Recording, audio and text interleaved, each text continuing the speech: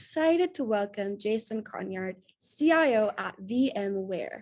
Jason leads VMware's Global Information and Technology Organization, a group that manages critical technology systems supporting the company's worldwide business operations.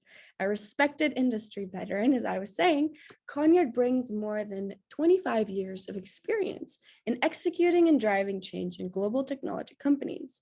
Prior to joining VMware, Conyard served as a vice president IT at Juniper Networks, where he led infrastructure and end user services globally, managing a multinational team and service providers. Before joining Juniper Networks, he of course served as managing director for BlackRock, formerly Barclays Global Investors, as well as principal at Communication Partners, and served as Director of Worldwide Communications at Symantec. Now let's welcome Shuo. Thank you very much, Elisa.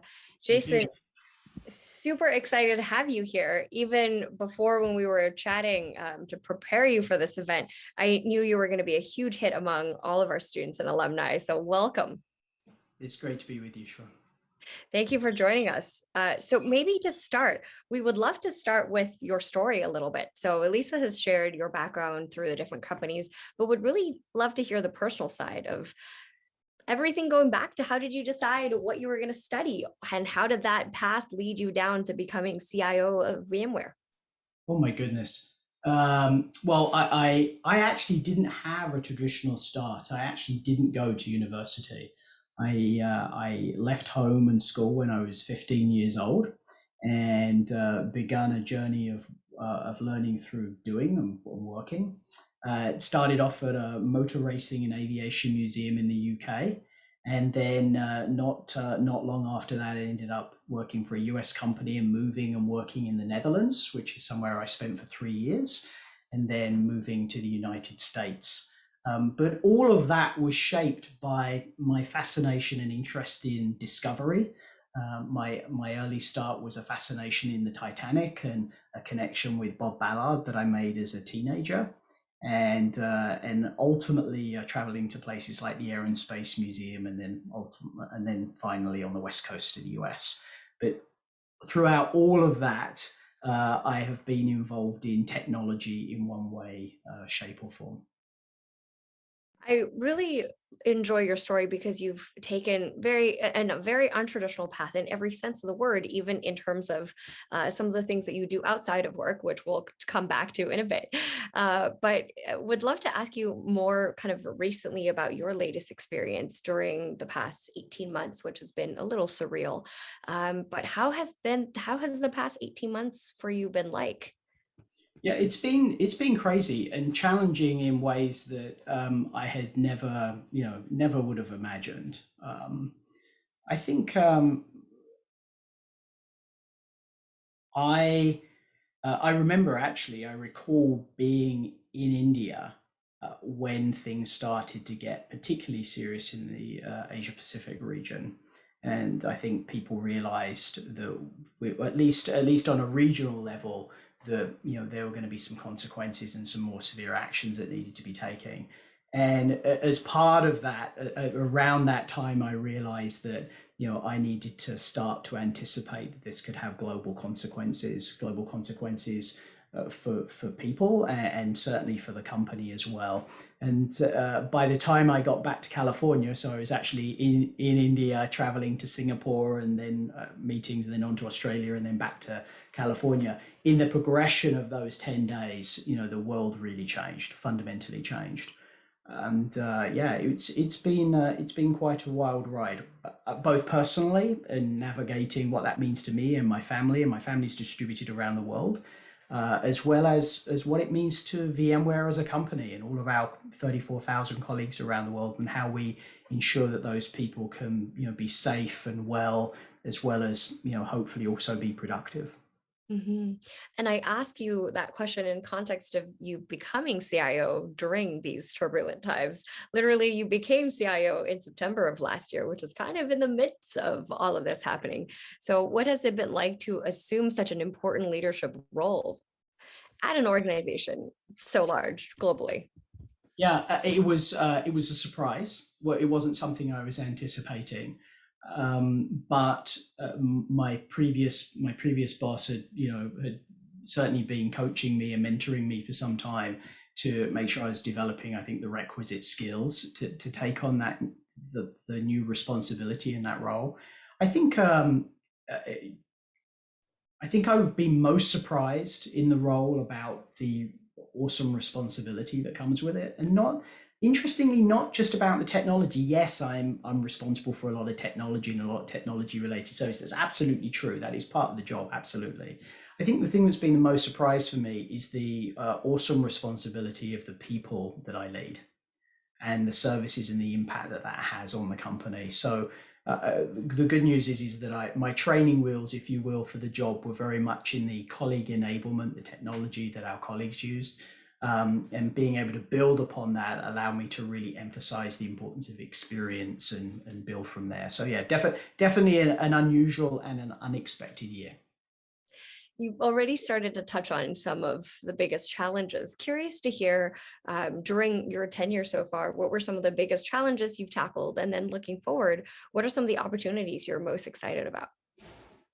So I think from a challenges perspective, because the pandemic impacted so many things that we all take for granted, such as supply chains, as an example, there were significant implications in terms of how we would equip our workforce. Many of us would be, comfortable, using our mobile device or, maybe a laptop or a tablet to do periodic work. Maybe it was to do an email in the evening or something at the weekend or a presentation or a paper or something. But suddenly to say whatever you have at home has to sustain you to do everything you need to do, whether it's studying or doing conducting business, is a real shift. So a lot of colleagues didn't have what they needed at home. So that was a real shift and a real change for us, and something that was very much top of mind for me, which is how do we ensure the company can be productive with a distributed workforce? How can we provide people with the choice to work where they can be both safe and most productive? So they were definitely kind of top of mind for me and have been for that period. What am I most excited about? I am actually delighted that we are learning we can do much of the work we do, especially for people who are fortunate enough to be in the knowledge business, that do knowledge work, that we can do much of that in a distributed manner. And I think that as horrific and as painful as the pandemic has been and continues to be in parts of the world, it has forced us to confront some changes that we might otherwise have pushed off. We might have said, well, I prefer everybody to be in the office, or I prefer everybody to be here or there or the other thing. I think it's really forced us to say, no, you can do a lot of things in a distributed manner. Then the question is, how do you do that in a way that you sustain it so it is rich and productive and that people look after themselves? So I'm acutely aware of people's well-being and what we can do to make sure that we sustain people's well-being as we transition to what I think will be a more hybrid way of working. Hybrid being some people are remote all the time. Some people like to work in the office from, a few times a week, and some people, like to just work in the office. But what we can't afford to do, or on campus, what we can't afford to do is get to a place where we disenfranchise people because of their physical location. So, and that, I would say, leads me to the next thing that I'm excited about, which is leveraging technology like augmented reality and virtual reality to create rich experiences, whether that's a rich experience to bring people together over between, who may actually be on different continents and certainly in different time zones, in a way that they can collaborate, but it's still rich and intimate and personal, as well as creating experiences where people can do deep work, where they can work on their own, but do that in a very focused way that allows them to create and develop and innovate. In fact, on your last point, I'd love to learn a little bit more about what you have in mind in terms of leveraging AR and VR to develop a richer experience. Yeah. So look, I think many of us are familiar with AR and VR from a gaming perspective, absolutely. And those technologies have their infancy in, in applications, for flying and other things like that. But what we've observed over the last 10, 15 years is that most of the industrial application, or the applications outside of gaming, have tended to be very specialized, very vertical. So they've been, it's so you can lay a cable harness in an aeroplane when it's being manufactured to minimize errors, maybe using AI as well to identify, if cables have been miswired or something like that, because the cost of, taking a plane out of service, if it's been, if something's been done incorrectly, can be incredibly expensive. Maybe it's training people, to fly a spaceship, which, is no longer such a bizarre or unusual idea. Whatever it happens to be, a lot of those things tend to be, vertical, very specific, often costing, tens or hundreds of millions of dollars to develop for a very specific application. I'm super excited by the opportunities that are horizontal, the opportunities that are of general relevance and general use. How can we use a technology so that we could have this meeting right now? And I'm being serious, not flippant. We could have this meeting right now sitting by a lake. We could be sitting by a lake on picnic benches, talking to one another and sharing ideas. If we need to create content, we can bring that up in a virtual format and interact with that in virtual space and time.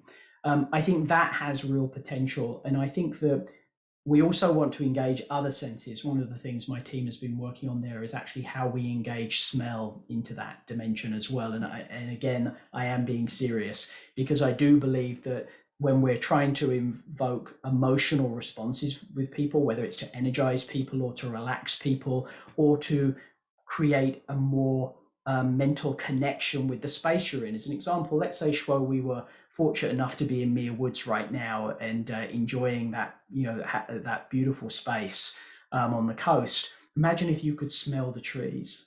That would just reinforce that emotional response for you. So I see a lot of applications in the area. When it comes to deep work, I think that's a growing challenge as well, right? So you could say, well, virtual reality, augmented reality is interesting in terms of bringing people together, but sometimes being together is part of the challenge. So many of us have been sharing our home spaces with more people for longer than, even if we love them, for longer than maybe we would like to.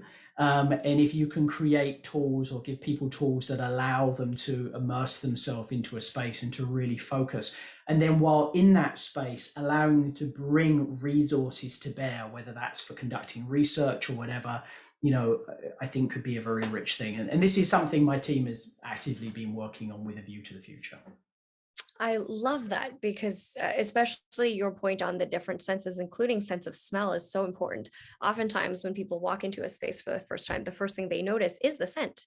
And eventually when we can add in additional elements of even haptic senses, it starts to become a much richer and more interactive experience. And curious to hear, when you talk about these internal efforts to work on this, would this be mainly internally focused for employees, or is this also external facing to deliver a better experience for, say, interactions with clients? So the focus of my team, so I'm responsible for internal technology for the company. And of course, but by extension, there are many things we deliver that enable and support the business and our customers and partners. But the work I've referred to is very much internally focused. It's about how do we empower and enable our workforce of 34,000 people around the world. There are absolutely examples, not this, but there are absolutely examples where our IT team gets engaged very closely with our product management teams, either in terms of providing feedback on our products on how they can be better, or in fact coming up with product ideas. And I'm not going to get into any specifics on this call, other than to say that is one of the great differentiators of working in the IT team at VMware, is we truly get to lean into those conversations and those relationships. Absolutely. And in fact, on that note, was curious to hear from you as we're thinking about what the new normal looks like, both for folks who are relatively young in their career as well as folks who are more experienced. Are there best practices that they could potentially take into the workplace post-pandemic, ways in which they could hopefully bring change bottoms up? That being the first part of the question. The second part of the question being, as they're considering different opportunities, going forward post-pandemic, what are some of the things that they should be looking for from the companies that they're looking to join? Oh my goodness. I think that post-pandemic, we're all going to be trying to figure out what that means in the new normal. And I know that there are many companies in different places on that journey themselves, trying to figure out what the right blend and mix is of, in the office and remote, and what roles, where that's, which roles are better fits. And that's a journey a lot of companies and a lot of employees are on right now.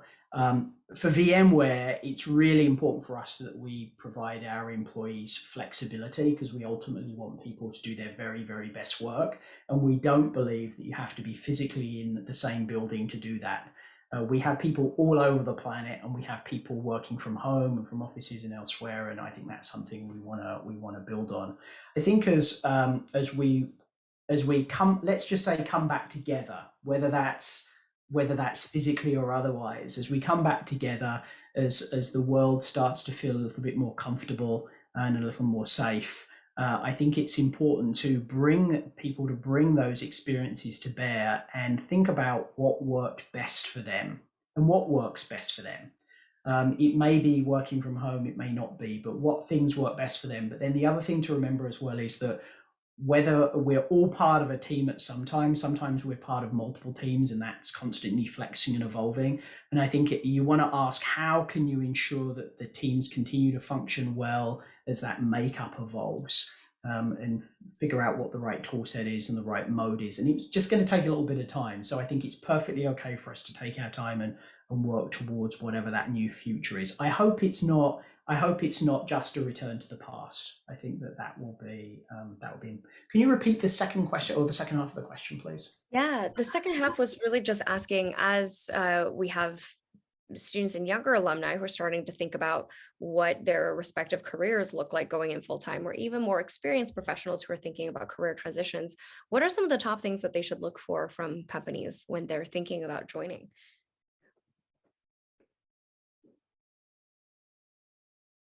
So I think choice in where and how people work is important.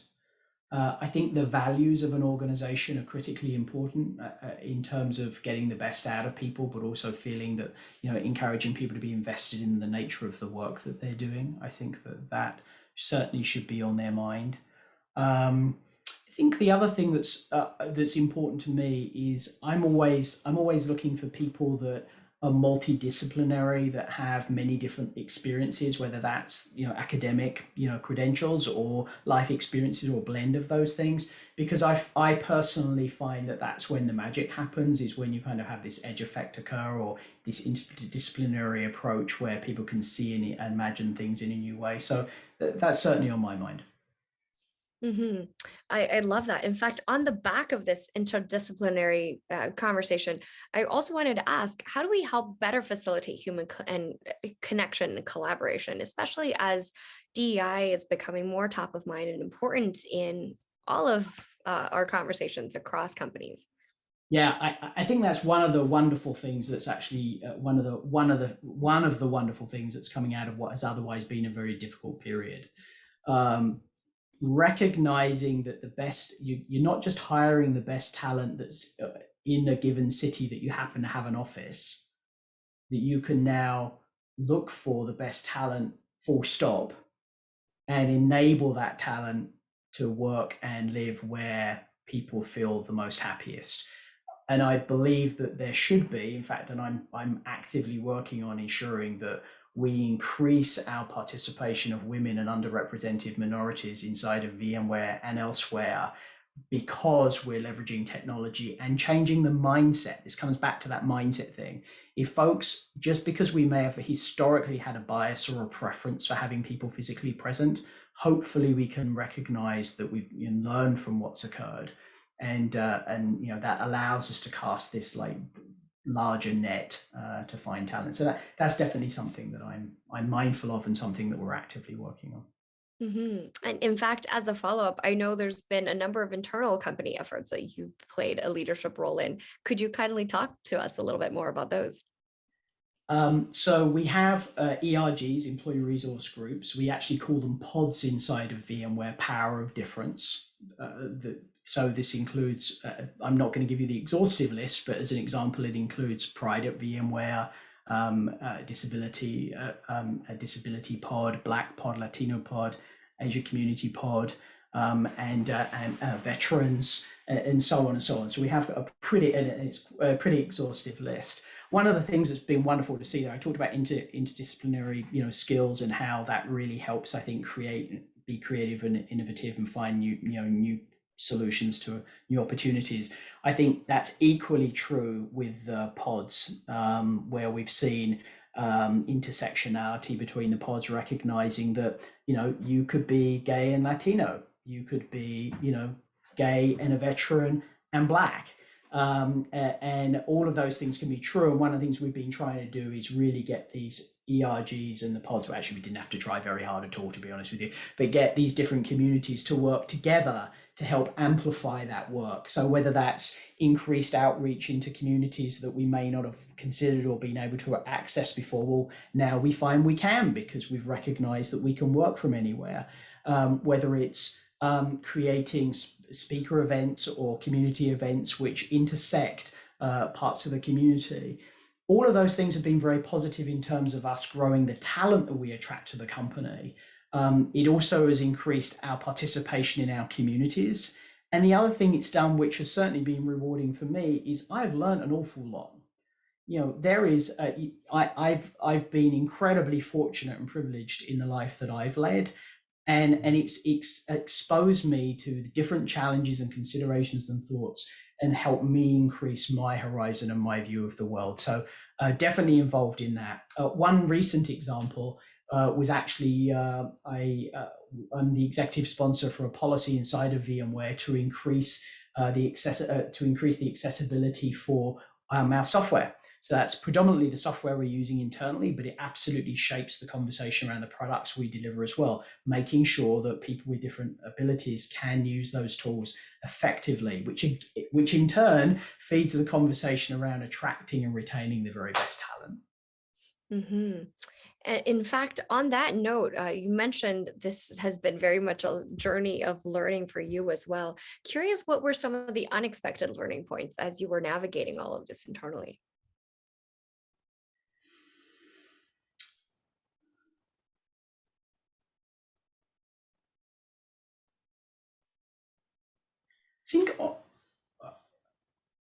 I think it was more highlighting how fortunate we are, especially in the United States, and especially different countries in the world where laws have been passed that make it easier for people, or at least have begun to make it easier for people. Whether that's to take from a disability perspective, right? Well, I think we're coming up on the anniversary of the American Disabilities Act. It's a good example of where until you are in a situation where maybe you're unfortunately you break a limb, or you may temporarily have a disability, and you suddenly realize that there are these situations that you run into that make life more challenging than it needs to be. And I think learning about how we benefit from those things, learning how putting those things in place helps include more people and allows us to leverage all of that skill and all of that capability, I think is a real learning for me.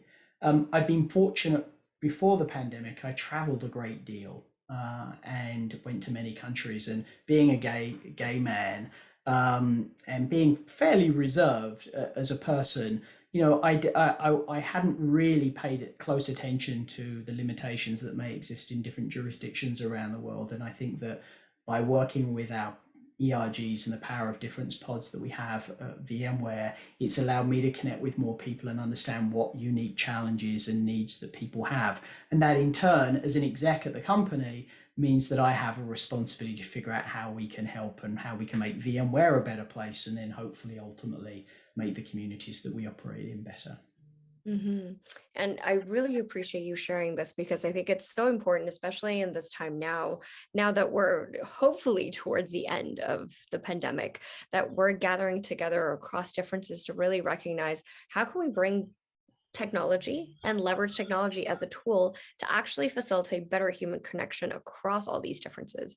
And so curious to hear in your role, I know we talked a little bit about AR, VR earlier. Has there been other effective ways for bringing people together in these difficult times? Uh, well, one immediately sprung to mind for me, which is the use of closed captioning by default on Zoom. Mhm. Is something that certainly has helped. And I think it's actually highlighted some other opportunities as well, because many people speak the same language, but we often speak it differently or with different accents or even different versions of the same language. So I know my team like to tease me about my London accent from time to time. But closed captioning has been really very powerful for people that may not be able to understand or may not be able to hear. That's been really helpful. I think recognizing that some of these tools are inherently in the operating systems or in the tools we use. What we need to do is make sure that we enable them, that we promote them and make them possibly even the default. So I think that's a journey we've certainly been on internally. I've been pushing the team as well to think more about, what can we do? What can we do for our colleagues? So as a very simple example, we'll make, of course, we will meet our legal obligations. Of course, we would do that, but that's not enough, right? We can do better than that. So how do we think about that in terms of the peripherals that we make available to our colleagues? Maybe a different mouse or a different keyboard, or maybe providing someone with some software that can do, speech to text or text to speech for them can be very helpful, which again allows us to, attract talent and attract and retain talent in different places. But all of that said, that's amazing and important for our employees, but it also forces us to shift our thinking in terms of how we support and enable our customers. Because if we're doing it for our employees, suddenly light bulbs start to go off in our head where we're like, oh my goodness, well, that wasn't so difficult. Why aren't we enabling and empowering people to do this with our products? So I think that's an important journey for us to go on, and certainly something that some of the things that have happened through the pandemic have reinforced. Absolutely. And when you look ahead into this new normal, when you start to think a little bit about the different strategies in terms of in your role as CIO, what would you highlight as some of the top priorities that you'll be spending your time focused on? Well, certainly our future of work initiative, and I think that's been a common theme through my answers today. VMware is also very much focused on our transition to being a more subscription and SaaS company, making more of our products and our services available, and enabling hybrid clouds and multi-cloud environments. So that's something we're very focused on.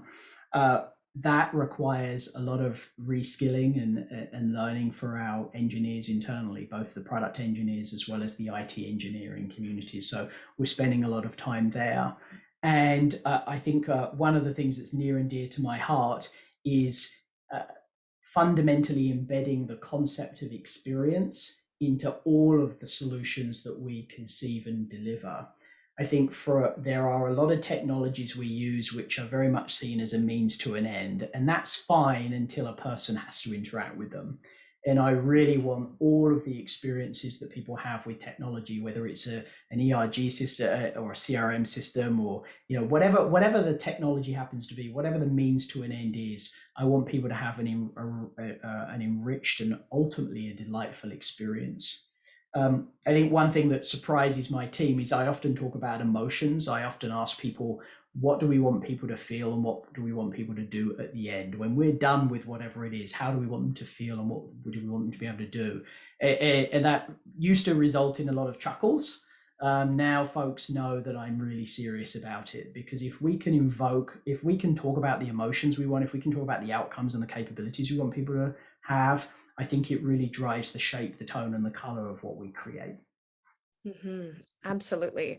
In fact, I've gotten a number of DMs, and I also start to see in chat some of the questions coming in. I'll go to that in just 1 second. The last question I wanted to ask, it's actually one of the top questions. We had to collect it on social media in advance, which is really a lot of people thinking that basically there's this major gap between what's learned in school, what's learned early in your career versus what actually becomes important when you start to really develop key skills over time. So everything that you were just talking about is so spot on, because emotions are oftentimes not taught in school or early in your career. So curious to hear your thoughts and your ideas on how to bridge this almost a little bit of a gap between what happens in school and then how do you prepare yourself for long-term success? Well, I can't talk authentically about that journey for me because that wasn't mine. That wasn't my journey, my experience. What I can tell you is uh, that absolutely, depending on the discipline and the work that you plan to do, the career that you may have and that you follow, there are skills that you need. There are disciplines and even qualifications you need. If someone was conducting, surgery on me, you better believe I want to make sure that they have a medical degree and that they have the particular discipline and the skill that they're working in, without question. Um, but but I would also say, importantly, don't ignore how important and valuable it is for you to bring who you are, your interests, your experiences, your background with you through that journey, because they are what make you unique. They are what make you special. And I would also say, and this comes back a little bit to kind of multidisciplinary, interdisciplinary kind of perspective as well, it also will mean that you will be more creative and more innovative in the solutions and the things that you do. And I think that's really important. We are in a competitive world, whether in academia or in government or in commerce. There are a lot of people that we are interacting with on a daily basis, and if you can find how you bring your unique self and your unique experiences and perspectives to that valuable conversation, that dialogue, that outcome, I think that's super special. I also think it's incredibly rewarding. Um, I know for sure there are circumstances through education where people have to work as part of a team. Sometimes it's a joint deliverable or a piece of coursework where you're working with a collective team on it. But I would tell you that being able to be an excellent team player, yes, that could be, you could talk about that in terms of sports, but it can be in any regard. I think is critically important. Know your value, but also recognize and respect the value of other people, I think is super important. Not only because it will create better outcomes, but honestly, you'll have more fun. So I think that would be my advice.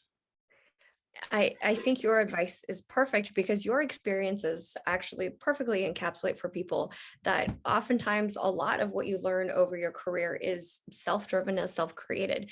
And actually, you also prove the point that oftentimes school is not as important as people make it out to be. And I'm speaking as faculty at UC Berkeley, where especially post the pandemic, people are starting to question, is the traditional academic degree really, the default go-to way, or is there another way that people can design for a better learning experience that actually drive to potentially even more effectiveness and efficiency in the workplace?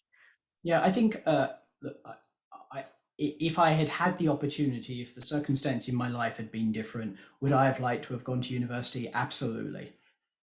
So absolutely, and that may still happen. It may be something I ultimately do, but it will absolutely be because it's what I want to do on a topic that fascinates me, or maybe multiple topics that fascinate me. But I think that remembering that learning is something we can all do every day, I think is critically important. You should see my podcast list. I mean, the stuff I listen, it's just continuous. Whenever I'm in my car, my husband's always giving me a hard time. Like, what are we listening to now? Is this Shankar-Vedantam? Are you listening to Shankar-Vedantam? So, so anyway. I love it. You have to give us a list of something that we can share with all of our attendees afterwards. It would be fun. I will come back to a lot more of these more personal, fun conversations in a bit, but I've gotten quite a number of questions on more kind of strategy, business level questions. So actually, let me take Bohan's question in the chat first. Hopefully, I am not butchering your name. If I am, please do correct me. He was asking, as more businesses adopt cloud smart and cloud first strategies, he's curious to hear more about VMware's stance and future plans. So I think ultimately, putting very much my CIO, giving you very much a CIO answer, and not thinking just in terms of VMware, but more broadly, I think it's critically important that companies have the flexibility to manage and deliver their workloads where it is both optimal for the capability and service that the workload is meeting, where it's economically wise, where it allows companies to meet their regulatory and governmental obligations, especially with more control around where data exists and gets managed. So I think VMware absolutely is in the business of giving companies that power, or giving companies that power back and that flexibility. And I know that when I look at subscription and SaaS services, I know I want to make sure that I retain the control over the outcome. I think far too often businesses get held hostage by a given technology. I'm not going to be specific, just by a given technology. And I think it's critically important that businesses continue to be responsible for their data, continue to control their data, continue to control their workloads, and take full advantage of the power of a multi-cloud world. Wherever you want that workload to be, for whatever the reason is, whether it's performance or governmental or regulatory obligations, you should have that flexibility. So definitely something VMware is focused on. But me as a CIO, that's really important to me. I need to be able to manage those assets and responsibilities for the company. Perfect. I'm going to combine a few of the DMs I've gotten together into one question. A lot of questions just about different aspects of data, but curious to hear from you in your role as CIO. How do you think about extracting the most value possible out of the data that you have, which I'm sure is massive? Well, fortunately, we have a chief data officer, so I don't have to worry about it too much. No. But we do. But look, if for any business to truly achieve its full potential, it needs to use all the telemetry data it has, all of the data and assets and resources that it has to guide that ship, both in terms of the capability that it delivers to its customers, because you need to make sure that the solutions you're delivering are of maximum value to your customer, but also making sure you're being responsive to the market. How are you scaling to meet new needs in the marketplace? So our chief data officer is responsible for thinking through what our strategy is there and how we maximize that capability. But it's an area that we're maturing in. I think VMware has grown a lot over the last few years and has been kind of a collection of businesses under a brand. And I think it's an area that we're looking to optimize and fully leverage as we move more into the SaaS domain. Mm-hmm. I'll take Sam's latest question in chat as well. He's asking, on the topic of AR, VR, do you believe that they have applications within the military field and may have potential to reduce costs, and what your thoughts are on that? So they already are being widely used in military applications. In fact, some of the earliest applications for AR and VR were indeed in the defense domain. Yeah, I'm going to leave it at that. Sounds good. And to follow up on that, so given you spent a lot of time on enterprise SaaS, curious to hear what are some of the latest trends that you see, whether or not there are emerging startups that you're really excited about, where you see more of these large corporate and startup partnerships, or if you see internal initiatives just starting to really pick up within these larger companies, trying to stay on top of the latest tools and analytics. So specifically about SaaS? SaaS. Yeah. So it's an area that, so I'm not going to give any specific company names in my answer, just to say that I think that the empowerment of small businesses and innovation as a result of cloud capability is phenomenal. And there are a number of companies that kind of pop up that, I think are fascinating and interesting in lots of different domains. But as a CIO, I think the concern I have and the thing that I'm mindful of is, how do I manage all of those things effectively? Because if you make it very easy to turn services on, if you make it very easy for organizations to digest services, which is great, which is all great, it also means that you can accumulate a lot of debt and a lot of liability associated where your data exists and also where your assets are and things like that. So an area I'm paying particular attention to is companies that create solutions that allow businesses to manage that more effectively. I think for a while there, it was kind of in specific to workloads and making sure that you were spinning things up and down and closing things off and all. in a very neat and tidy way. But I think as you look at SaaS more broadly, you want to figure out how, from the Venn diagram perspective, how you minimize the amount of overlap that exists. I think this is a particular challenge in the collaboration space. There are a lot of companies that are providing tools in enablement for collaboration, both real time and otherwise. And that's a real concern for me in an area of interest. I think it's also a great area, especially in the collaboration space. Companies that figure out how you can stitch those tools together, I think could really create great value and solve some big problems. Perfect.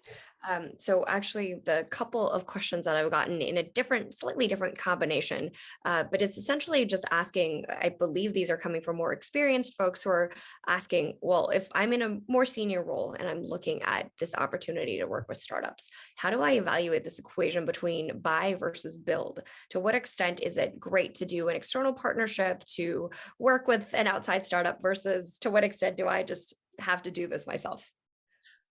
So it's something actually we do all the time. So, and I am incredibly fortunate that I have a fantastic engineering team that I work with, both actually on our product side as well as on the IT team. And the other thing I would say is that the line between those things is blurring very, very quickly. I mean, I think it will disappear in due course.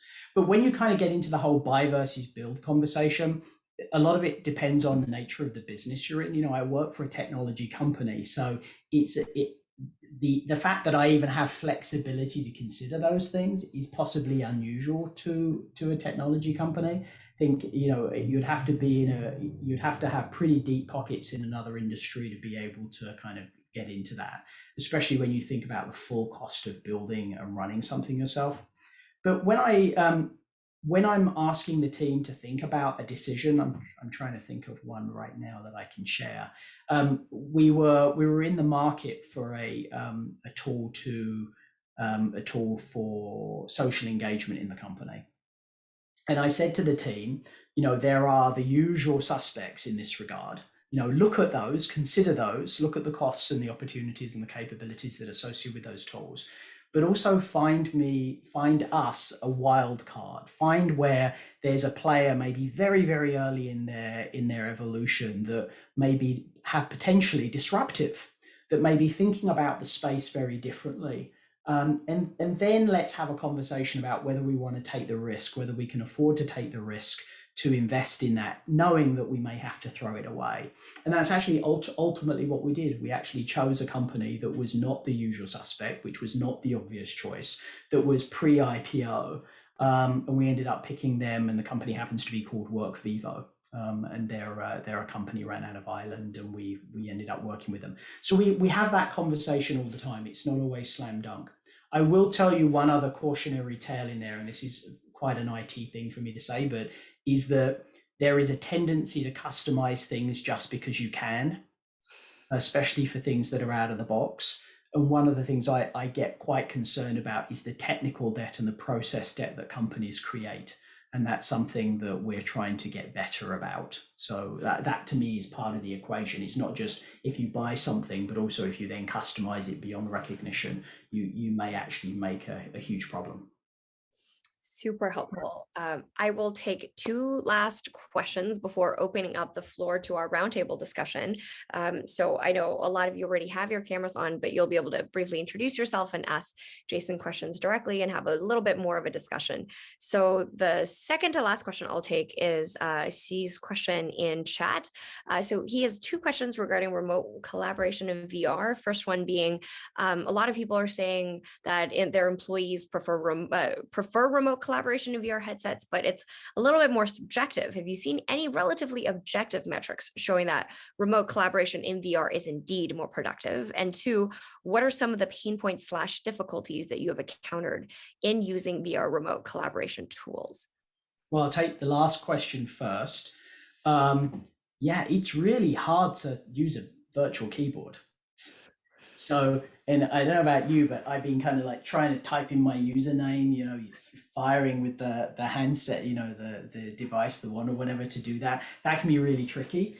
And one of the things actually I've had the team working on is figuring out how we can make single sign-on much easier in virtual reality, so that and persist in a more reliable way. So between applications, so you don't have to go through what you would consider a more traditional approach of engagement with the technology to log in, to authenticate, so we can simplify that. So that's actually certainly been very high on the list. And by the way, something that we've made tremendous progress on.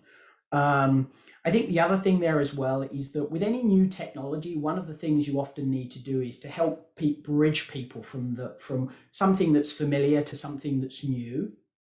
So I remember like 2.5 years ago when the team first showed me what they were thinking about. Essentially, I was wearing a headset, and for all intents and purposes, I just had infinite screen real estate.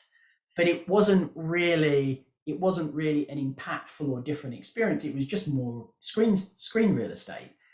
That's now tremendously different. So it's gone from being really a refactoring of or a reimagining of something that was very familiar to something that's now very unfamiliar, but that starts to feel more intuitive. And then the other question I think was about, do we actually have empirical data around how valuable it is? And the answer is we do. I just don't have it to hand or off the top of my head. But it's definitely an area. It can't just be subjective. It has to be empirical. It has to be truly measurable. Yeah, absolutely. And that is so. There's a lot of experimenting and imagining I allow the team to do, but before we start spending serious dollars on deploying headsets or doing those other things, we've got to be really clear about what the value of doing something like that is. And that can also factor into another consideration as well, which I think is interesting in this space, which is, do we provide company technology to solve this problem? Or do we take a more BYO, bring your own approach to this problem? And then that has other considerations as well in terms of the maturity of the space. So some of these ecosystems or some of the platforms will be closed, and the vendors may not want that to happen. They may want to control the product that gets delivered there.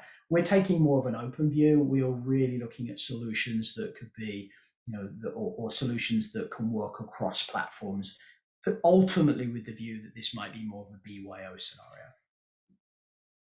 Perfect. I have one last question before just opening up the stage to everyone. So the last question, actually, people have asked in different iterations, but essentially, how do you keep up with all of the latest new technologies and trends? I work with some super smart people, and I listen a lot. I listen and I ask lots of questions, and I don't mind coming across as being silly or naive. I accept that I can be both of those things, but I just know I'll be wiser at the end of the conversation. So I love talking to our team inside of VMware. I love talking to people externally and learning. Definitely talking to my nieces and nephews and hearing what's on their mind is super helpful too. And of course a long list of podcasts. And in fact, that is the perfect note to conclude at least my moderated session, because hopefully this conversation is a great place for all of you to also learn more about what is the latest and stay up to date on some of the latest stuff that would be exciting. So with that, thank you so much again to Jason. And I would love to open the floor to anyone who wants to maybe use the raise hand function just to make sure we have you in the right order, to also turn your mic on and have your video on and ask Jason questions directly yourself. Perfect. Jorge, please. Hi. Thank you for taking the time to speak to us. It's been very enlightening. I greatly enjoy it. I was wondering, how does your organization manage change? I mean, especially in technology, everything changes day to day. Roles, people need to be very skill oriented to be able to pivot from different roles along throughout their careers. What is your philosophy about it?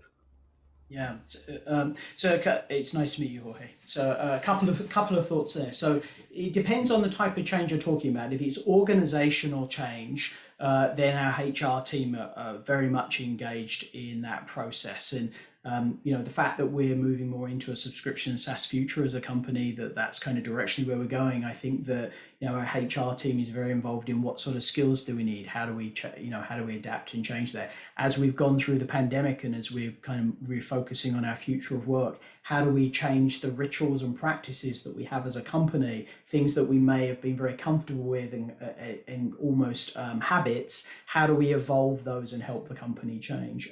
How do we coach and develop our leaders? Again, all of those things the HR team very, very invested in.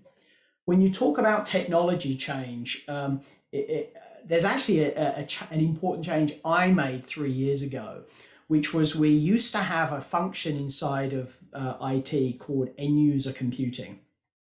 And that team, I think every organization has some flavor of that function, and that team was responsible for ensuring that the software and the laptops and the devices that people used every day were ready for them and that would work and all of that other stuff. The thing was, it was very tactical and it was incredibly impersonal. And I remember the meeting. I actually remember standing in front of the team and having this conversation. And it was actually the very beginning of the conversation around talking about how we want people to feel and the emotional connection with technology. And I asked them to think about it differently and think about it in terms of how do we want our colleagues to feel? And that's an important, I just said a word there. I'm not sure if I mentioned if I said colleague. So I said, how do I want our colleagues to feel using the technology? Whatever that technology is, how do I want them to feel? And I started to use the term delighted with the team, which was, again, they thought very Mary Poppins, of me to start talking about that. But again, delighted to me was the opposite of frustrated, which is the emotion most frequently associated with technology. So that was something I talked about. The other thing I did, which was an important change in the mindset of the team, was I said, let's not talk about people as end users. Let's talk about them as colleagues. And you can use many other terms. There are lots of other terms I hear other companies use. But let's stop using this definition of somebody in such abstract that the thing we've abstracted from it is any humanity. And start talking about people and how people engage and leverage technology. So that was really important. And then the final step here was we actually created a change function inside of IT. And that change function was, absolutely, they did all the things you would expect them to do, writing guides and support and developing a help desk material and all of those other things. But what they really leaned into is how do we help people emotionally travel on that journey and make that transition. And one final point on this, and then I'll stop, which is that I often make the connection with change, that change is a little bit like motion sickness. If you are the driver of a car, you rarely get motion sickness. Similarly with change. If you are the driver of change, it can be exciting and energizing and all of those other positive things. But if you are a passenger of that change, if you do not feel invested in that change, if you do not feel like you're being brought along in that change journey, then it can really feel quite nauseating. And that's something that we've really been leaning into as well. How do we get people invested in whatever that change journey is and bring them along so they don't just feel like a passenger in the back? Thank you very much. That's great. Perfect. And thank you for that question, Jorge. Anyone else want to jump in with questions?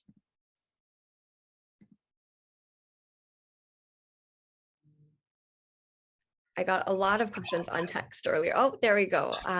Nikunj, please. I'm sorry if I butchered your name. No, that's exactly right. I had one quick question. What are some major challenges that your team is facing that you think IT can help you or us solve right now? What are the top challenges that can be solved using IT?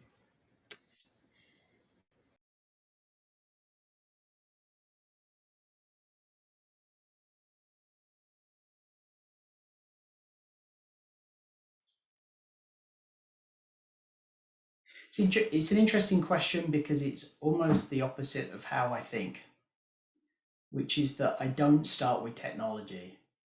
I don't start with how the technology can help. I think first in terms of what are people trying to achieve, or what's the business trying to achieve first. I think that's a really important place to start, and then back into the technology. So sometimes the answer to your question is the best way for us to help is not to jump to technology. Sometimes the best way to help is to help people reframe the question or do a better job of refining and defining what outcome they're striving for. Because, or otherwise what happens is that everything suddenly becomes, every problem becomes a technical solution, and that's a dangerous place to go. And it, you know, and sure, you could spend a whole ton of money, time, and energy, you know, solving something with technology. So sometimes the best thing for us to do as IT professionals or as technology professionals is to help people make sure they're clear on the real problem they're trying to solve, and not jump straight into trying to give a technical solution. I think the other thing as well, I will say, is that technology professionals, especially those in IT, often have an unusual, possibly even a unique perspective on the nature of the business, that they get to see all facets of the business and business processes, and they can help connect dots. So sometimes, again, the value we're providing there is helping the business see that what they're trying to do is similar to what another part of the business is trying to do, and helping those people connect and then draw those lines together. And I think that's where you start to, you know, create new solutions or create better outcomes. Because if you purely are in kind of that order taking mode, okay, you've got this particular business problem and therefore there's this technology solution for it, I think you're missing a huge opportunity. Great thoughts. Thank you. Hi, good afternoon. I had a very brief question, just detailing the technology and its change around, you know, the future, the past, and the present. So as I was doing a little bit research on your profile, I noticed that you have an extensive 25 years of industry professional experience. So I was wondering, how has technology shifted work experience as well as company culture in all of your experience? Well, that's a fascinating study actually on the topic of experience and consumerization.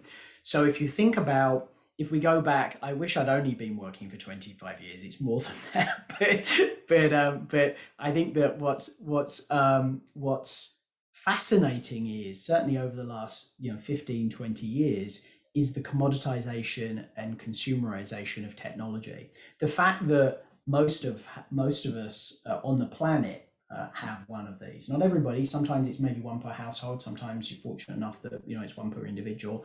But many people have access to a device of some description, and that's changed expectations as well. It's changed expectations of accessibility and availability.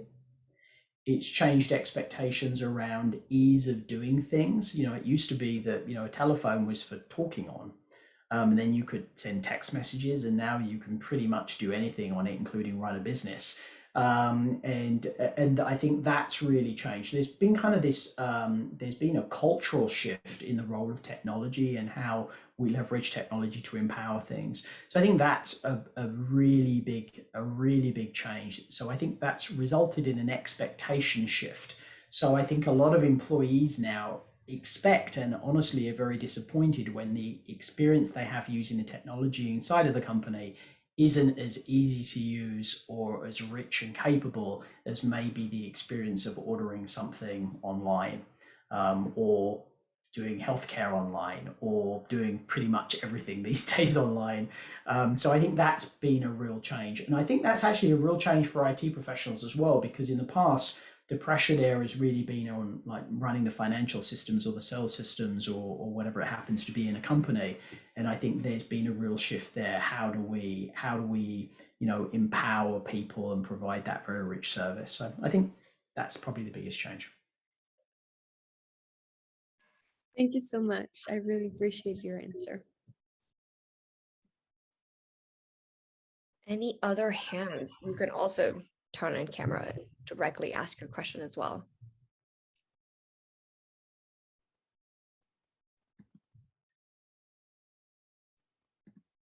I know a lot of folks are dialing in from their either their workspace or they're in the middle of the workday. So I will give them a second to turn on cameras.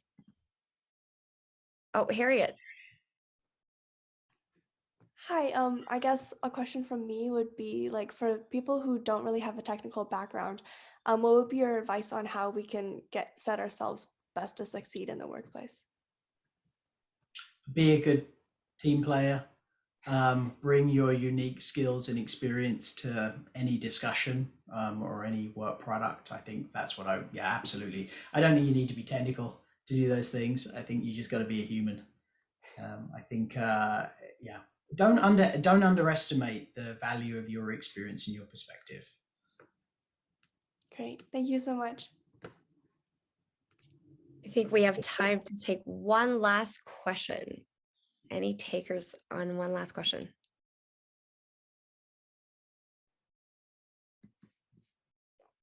If no one else is not too shy to speak up, Jason, I'll ask you one last question. As people are starting to think about going back to the workplace, are there specific strategies that they can adopt in terms of setting up not just themselves, but also their teams better for success? Whether it's in terms of in a personal context where they're more willing to have more personal conversations outside of work, or it's in a pure work context where they're pushing for better access to collaboration tools and software. Would love to hear what you think should be top of mind for folks. So I think try and create as much of a level playing field as you can, regardless of people's physical location. And as one of the team members participating in whatever it happens to be, whether it's a piece of study work or a piece of work in the office or whatever it happens to be, try and create experiences where it's common. So a great example is we're all quite used to seeing our face and our expressions and things as we've been doing Zoom over this, this last year and a half. And as many people go back to the office or to conference rooms on campus, a lot of those places, if they've got video at all, they're designed to provide kind of this boat-like view, right, where everybody's head is about this big. I would say one of the great opportunities for us to consider is if we're going to have one person remote, try and all be remote. And you can do that by muting your systems or dialing from your laptop or doing it from a different room, because you actually get an awful lot of visual information by being able to see people. So think about that. That's one way of doing it. And the other thing I would say is I know there was a period early on in the pandemic where people were checking in with each other. You're doing okay. And then I think people got a little fatigued by being asked or asking. Just be mindful that we're going to be in this mode for a while in some way, shape or form, even though we're incredibly fortunate in the Bay Area and even on the West Coast and in some of the bigger cities in the US, we're incredibly fortunate with vaccination rates, recognizing that there are lots of parts of the world that aren't, and just being sensitive to and considerate of other people, I think is very important. Mm-hmm. And by the way, Jason, I did promise it was the last question, but I've gotten a few more questions on chat actually. And then Nikunj also has one more question. Is it okay with you if we take that? Absolutely. Great. Nikunj, go ahead, please. Sure. So I'm very interested in the cycle of innovation and success within an organization. So my question to you is, how do you continually prioritize innovation? And in tangent to that, how do you measure success on a regular basis to make sure what you're doing is up to date with the market and whatever, how to make sure VMware is at the top of their game within your team or organization? Yeah, and it's a delicate path, because on the one hand, pure research and experimentation is critically important. On the other hand, we're a public company and we have shareholders, so it's really important that we're balancing those things. We tend to time box the work that members of the team do.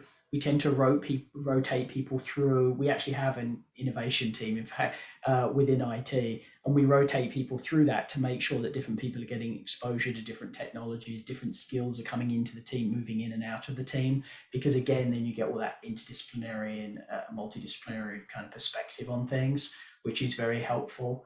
I think success for me varies. It depends on the project. One of the things I've really asked the team to do and reinforce pretty often is it's okay to reach a point on a piece of research, and there are so many examples of this, but it's okay to get to a piece of research and say, I think we've taken this as far as we can. and then summarize it. And as I say to them, virtually put it on the shelf. We'll probably come back to it. There are actually some very interesting conversations we're having around AI and chatbots, and we were really struggling around how we provide a very rich experience and not a sterile experience to people. And the team did a whole bunch of research in the area. And we put it on the shelf a couple of years ago, and about 6 months ago, we pulled it off the shelf and said, okay, I think we're ready to continue with this. So I think it's okay to do that. And success for me is about learning.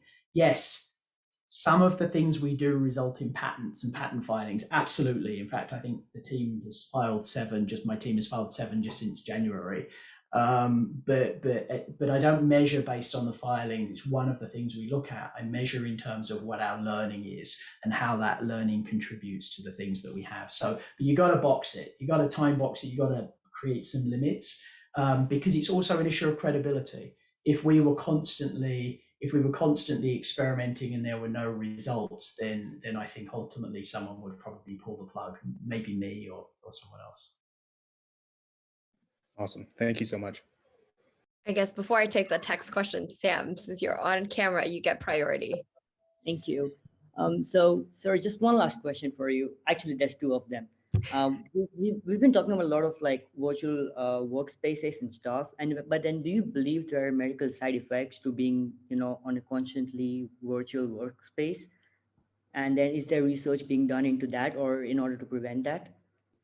So let me just make sure I got your question right. Are you asking me if I think there are any medical consequences? Yeah, I mean, like we've been seeing so I've been reading papers on AR and VR because I initially worked on a startup in that field.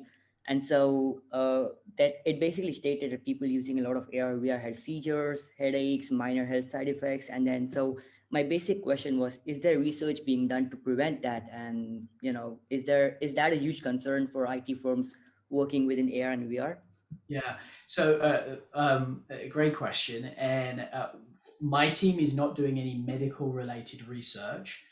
We're leaving that to other people, but certainly something we would be interested in knowing more about as things come up. I have heard about some side effects, but most of the things I've heard about are about long-term use of the technology and how uncomfortable or discomfort it was, especially as you've started to see some of the headsets become converged. So it used to be that a lot of the headsets were tethered, right? So you had a relatively light headset and it was tethered to a larger machine. And increasingly, if you see like Oculus and some of the other things where the compute is actually being embedded in the headset, you've then got to deal with the additional load of the battery and the compute and other things in there. So there's this constant balancing act there. But ultimately, if people are going to use these things in a sustainable way, they have to be light and they have to be incredibly comfortable. I think the other thing that's super important as well is the field of view and audio cues and stuff. So, but if there's information you've read or any papers you think are interesting, shoot me a note on LinkedIn. I would love to read them. Okay, I will. Thank you so much. Perfect. Thanks a bunch, Sam. Jason, I promise the last one this time around. The questions that I got on chat were more about not just well-being in the vague sense of the word, but if you could talk a little bit more about well-being overall, both in terms of physical well-being and mental well-being and some of the tools that can better support that. I've gotten 2 different questions in this space, so hopefully I've blended the 2 questions together that addresses both their points. So I'm not going to make a tool recommendation. I don't have a specific app or a tool to volunteer for you. I will tell you very simply, and this is from someone that's been around a little while, is that if we don't look after ourselves, we pay a price, and that we need to recognize that the last year and a half has been incredibly difficult for everybody. And yes, some people it's been even more difficult, because of family impacts or because of social economic situations, work environment, etc. So, but it has been incredibly difficult. And I think it's important to recognize that and give ourselves that little bit of slack and space and time. But the other thing I would say as well, in a world that is increasingly connected, it's important that you prioritize your well-being. And you have to do that by creating rituals, and you have to stick with them. It is so easy to have some time on the calendar for yourself and then for somebody to reach out and say, hey, I need 5 minutes with you, and you already canceled that time and you've given it away and you're now meeting.